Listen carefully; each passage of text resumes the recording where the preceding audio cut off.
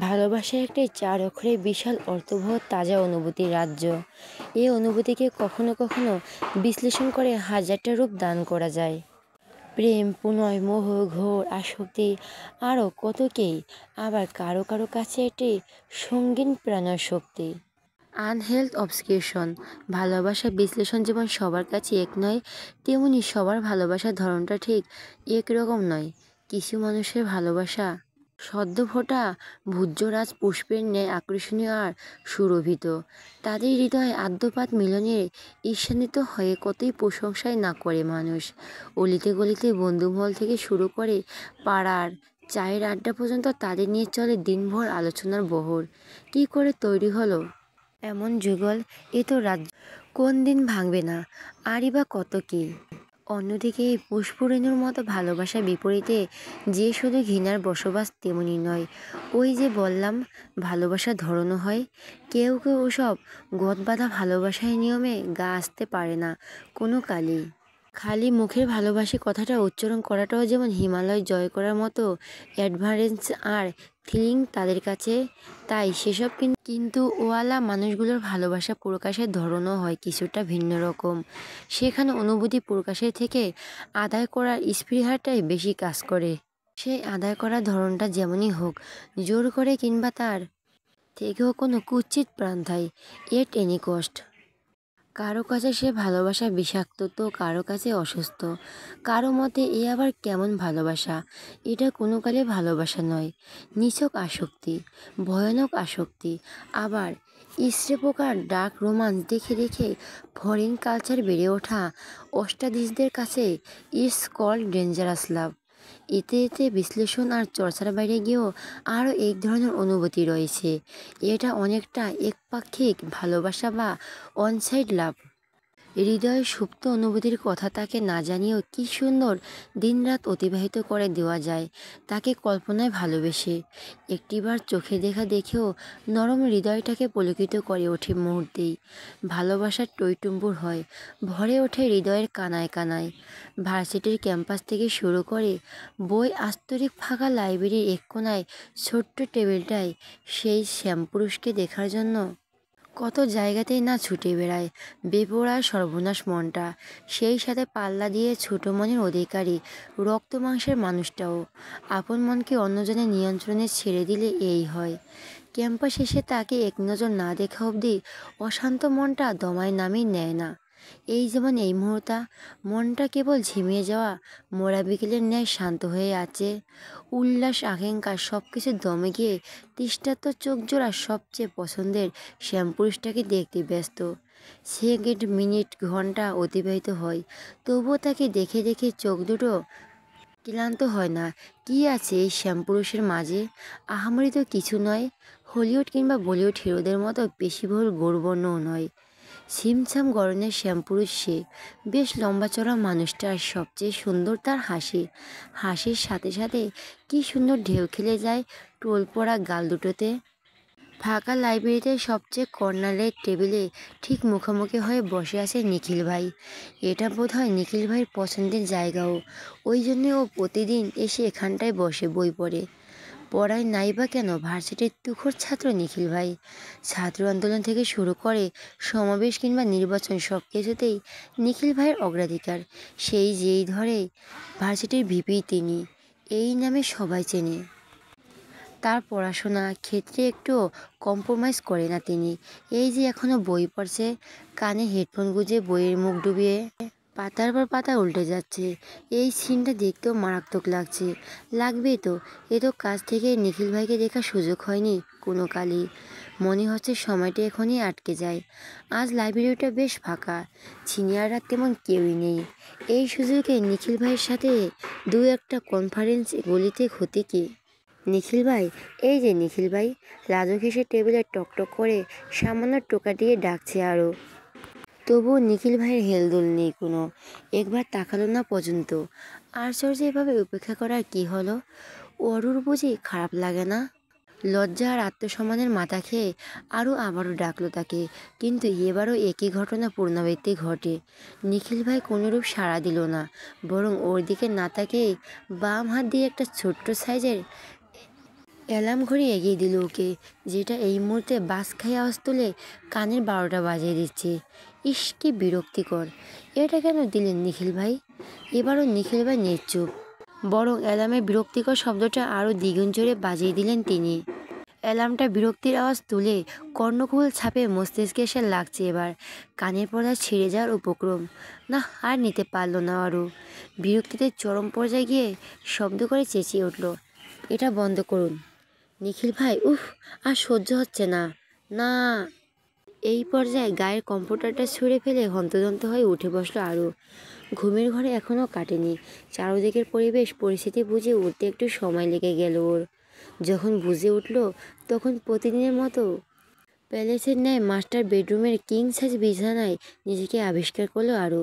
ঠোঁট কামড়ে একটা চাপা নিঃশ্বাস ছেড়ে ধীরে সুস্থে সময় নিয়ে নিজের হাঁটু অবধি লম্বা সিল্কি চুলগুলোকে মেসিবান করে বিছানায় ছাড়লো ও। তারপর সবার আগে বন্ধ করলো বিরক্তিকর অ্যালার্মটাকে। একে একে পুরাতন জানালার ভারী পর্দাগুলো সরিয়ে রুমটাকে আলোকিত করে বসে পড়ল ল্যাপটপ নিয়ে। তারপর সে বিরক্তিকর কাজ মেল পাঠালো। গত 1 বছর ধরে এটাও রুটিনে রূপান্তরিত হয়েছে। আশা যে কেন বুঝতে চায় না কে জানে।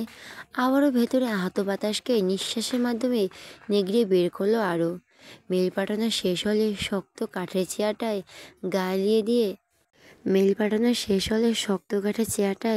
গায়ে দিয়ে উদাসীন চোখে বাইরে চাইলো আরও।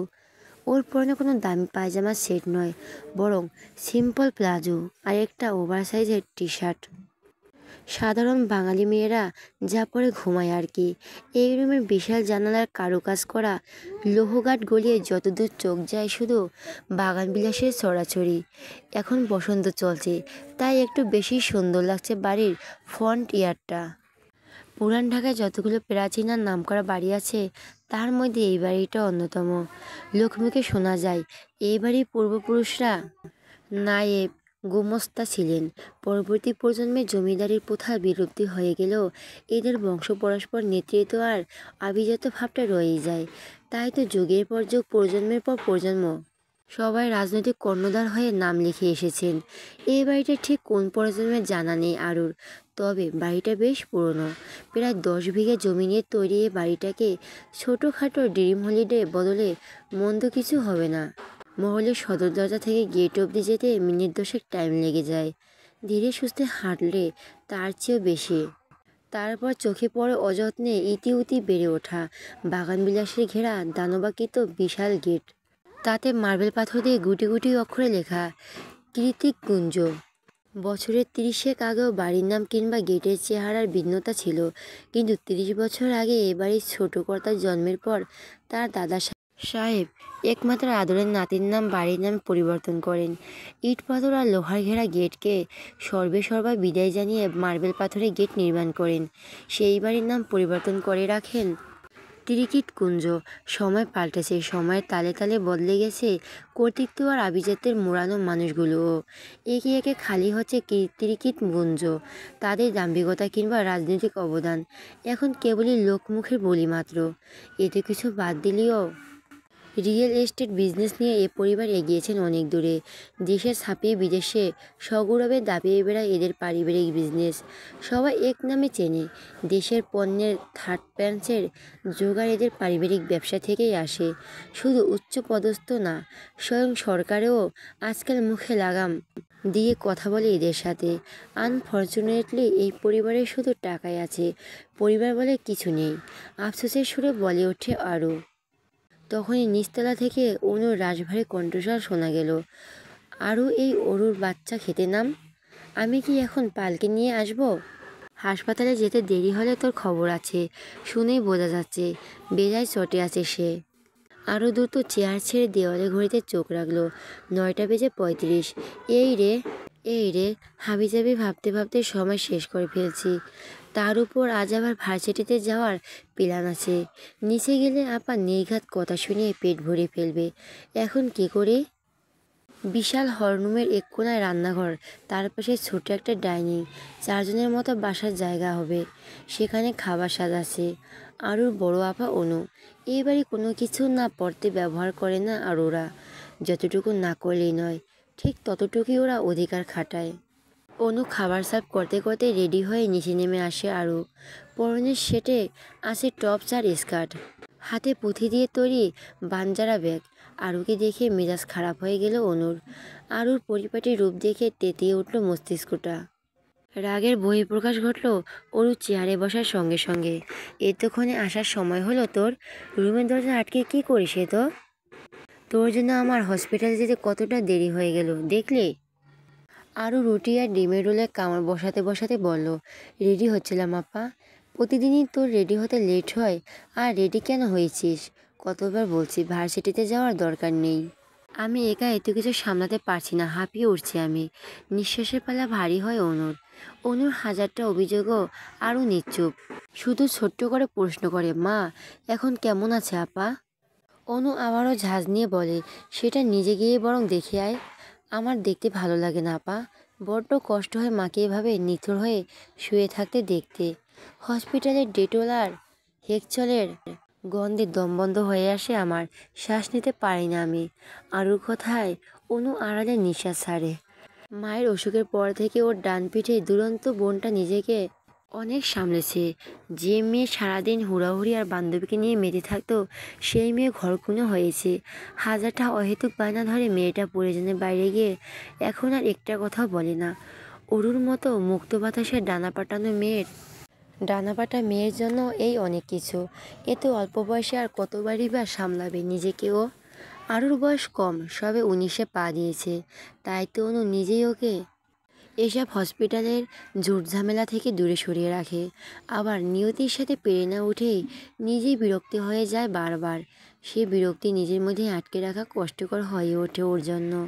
গুমড়ে মরা অশান্ত হৃদয়টাকে একটু হালকা করার দায়ে মাঝে মধ্যে বহিঃপ্রকাশে ঘটে চড়ায় মেজাজে। যার ভুক্তভোগী হয় ওর ছোট্ট বোনটা। অনু নিজেকে বহুবার বুঝিয়েছে, আর যাই হোক ছোট বোনের ওপর রাগ ঝাড়বে না। কিন্তু দিন শেষে মায়ের অসুখ, বাড়ি হসপিটাল, হসপিটাল এই বাড়ি করতে করতে নিজের খেয়ে নিজেই হারিয়েছে। আপা আমি গেলাম, আগামী 1 সপ্তাহ কোথাও যাব না। রান্না বান্না সব আমি করব। তবুও প্লিজ রাগ করিস না তুই। এই শোন। অনু অযাচিত ডাকে পেছনে ঘুরল ও আরও। ইমেল। অনু কি বলবে সেটা বোধহয় আরও জানতো, তাই এগিয়ে এসে বলল, ইমেল পাঠিয়ে দিয়েছে। কোনো রিপ্লাই এসেছে? আরও তাচ্ছিল্য হাসি নিয়ে বলল, আপা তুইও না, গত 1 বছর ধরে একটানা ইমেল পাঠানোর পরও যেখান থেকে একটা রিপ্লাই আসেনি। হুট করে সেখান থেকে রিপ্লাই চলে আসবে, এতটাও বেশি আশা করিস না। কথা শেষ করে গটগট পা ফেলে প্যালেসের মতো বিশাল মহল ছেড়ে বেরিয়ে যায় আরও চলে যাওয়ার পরে অনু আনমনে বলে, আমার বিশ্বাস আরও কোনো একদিন ঠিক রিপ্লাই আসবে। আর আমার মাকে সুচিকিৎসার জন্য বিদেশেও নিয়ে যাব। যেদিন মা আবার সুস্থ হয়ে ফিরবে, তোর আর আমার দুঃখ সেদিনই ঘুচবে। জটলা পাকানো চুলের মতো পুরন ঢাকার রাস্তাগুলোতে ইলেকট্রনিক তারের ছড়াছড়ি। রাস্তার দুধারে লোহালক্কর হলুদ মরিচ শাড়ি, বিরিয়ানি আর গুড়ের পাইকারি দোকানের মরচে পড়া গন্ধ। কখনো কখনো সেই গন্ধটা নাকে উটকট লাগে, আবার কখনো বেশ ভালো লাগে। মাথার উপর সূর্যিমামা তীর্যক আলো ছড়াচ্ছে। আজ বোধহয় ভালোই গরম পড়বে। দুধারে দোকানপাট ছাড়িয়ে টিরিং টিরিং আওয়াজ করে জগন্নাথ বিশ্ববিদ্যালয়ের দিকে এগিয়ে যাচ্ছে অটোচালিত রিক্সা। তাতে চেপে বসে আছে আরও। পুরো নাম মেহরিন শেখ আরোরা। এই বছরে ভার্সিটিতে অ্যাডমিশন হয়েছে ওর। তবে নতুন নতুন বড় হয়ে যাওয়া ভার্সিটির আনন্দ কিংবা বন্ধুমহল কোনো কিছুই ছুঁতে পারেনি ওকে। কারণ একটা মায়ের হাড়ের অসুস্থ। আগে তাও হেঁটে চলে আসতে পারতো, কিন্তু গত 1 বছর ধরে হসপিটালের এক কামরা বেডে শুয়ে দিনপাত করে ওর মা আজমেরি শেখ। মায়ের দিনরাত দেখভাল করতে হয় বলে বড় বোন মেহরিন শেখ অনন্যা ইন্টারমিডিয়েট পরে পড়াশোনায় ইতি টেনেছে। আরও জানি ওর বড় আপা এত রকচটা কোনো কালেই ছিল না। গত 1 বছর ধরে এমন হুটহাট রেগে যায় আপা। আর এই জানে পরিবারের জন্য আবার কত বিসর্জন। এমনটা নয় যে অনু বয়সে আরও থেকে খুব বড়, পিটি বোন ওরা দুজন। তবুও অনুর কত ত্যাগ।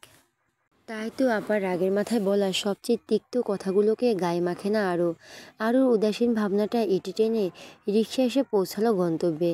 ভার্সিটির গেটে দাঁড়িয়ে লম্বা করে শ্বাস নেয় আরও। এই একমাত্র জায়গা যেখানে এসে একটু প্রাণ ভরে স্বস্তির নিঃশ্বাস নিতে পারে আরও। সেই সাথে স্বস্তিদায়ক মানুষটার একটিবার দেখা মিললে তো আর কথাই নেই। যাকে নিয়ে ও রোজ স্বপ্নে দেখে, সুন্দর স্বপ্ন। আরও জানে নিখিল ভাইয়ের সাথে কমিটমেন্ট কিংবা মুখ ফুটে দুটো কথা বলার সাহসও ওর নেই। তার উপর নিখিল ভাই ভার্সিটির সিনিয়র, গ্রাজুয়েশন এবছর শেষ তার। তবুও বেহায়া মনটা মানে না।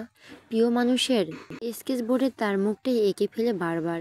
কবে যে নিখিল ভাই নিজে এসে বলবে, আরও শোন, আমিও তোমাকে পছন্দ করি, মনের রং তুলির ক্যানভাসে আমিও তোমাকে আঁকি, সেই আশায় সেগুনে বালি। পেছনে নীলিমার কাট কাট প্রতিউত্তর শুনে আরুর হাসাহাসির দাঁত কপাটি বন্ধ হয়ে গেল। মুখটা এটুকুনি করে বলল, তুই আমার মনের কথা শুনলি কী করে? যেই টেনে বলছিল, আমি কেন, রিকশাওয়ালা মামাকেও শুনছে, আমি শিওর। আফসোস শুধু নিখিল ভাই শুনল না। কি করে শুনবে? তুই তো তাকে দেখেই চোরের মতো যথাতথা লুকিয়ে পড়িস। তা ঠিক, চল ভেতরে যাই। গেট পেরিয়ে ক্যাম্পাসে যেতে যেতে নীলিমা বলে, আন্টির কি খবর? এখন কেমন আছেন? একই রকম, আজকেও আবার বকুনি খেয়ে এসেছি। নীলিমার সান্ত্বনার বাণীবহু আগে ফুরিয়ে গিয়েছে। ঘটে যা ছিল সব কিছু দিয়েই আরুকে বুঝিয়েছে ও। তাই এখন আর বলার কিছু নেই। সান্ত্বনা না দিয়ে হয়ে উল্টো প্রশ্ন ছুড়ল নীলিমা, তোর ভাইয়ের কোম্পানি থেকে ইমেল এসেছিল। কথাটা বলে একটু অস্বস্তি হলো নীলিমার, কারণ সব ব্যাপারে মুখ খুলেও এই ব্যাপারে সবসময় এড়িয়ে যায় আরও। খুব বেশি হলে হুম হাঁ করে উত্তর দেয়। এবারও তাই হলো। এদিক ওদিক মাথা নাড়িয়ে না জবাব দিল আরু। নীলিমার রাগ হলো কেন যেন, যদিও ব্যাপারটা সম্পূর্ণ আরুর ব্যক্তিগত, তবুও এ কেমন ছেলে, মায়ের খোঁজ নেয় না, ইভেন কোনো রকম যোগাযোগ নেই পর্যন্ত। আজকাল যুগে ইমেলে কেউ যোগাযোগ করে?